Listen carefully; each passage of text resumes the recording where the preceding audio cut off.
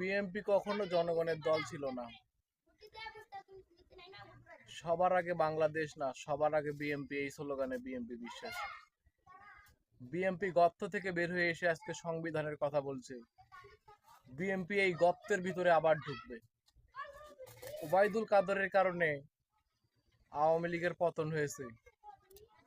ওবায়দুল কাদের বলছিল যে এদেরকে প্রতিহত করার জন্য ছাত্রলীগই যথেষ্ট।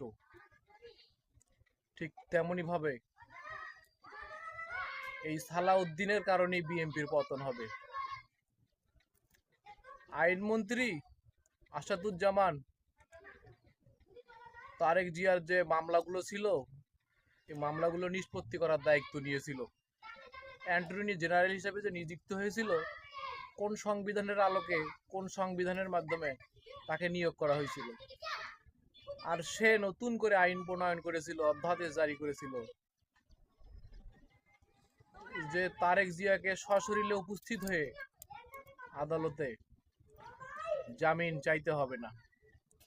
সবগুলো মামলা নিষ্পত্তি হয়ে গেল এই আসাদুজ্জামানের কারণে। বর্তমান আইনমন্ত্রী প্রত্যেকটা লোক হলো তেলবাজ, চাটাচাটি, নিজেদের স্বার্থবাদী, নিজের স্বার্থের জন্য এরা সবকিছু করতে পারে। বিএনপি নিজের স্বার্থের জন্য সবকিছু করতে পারে।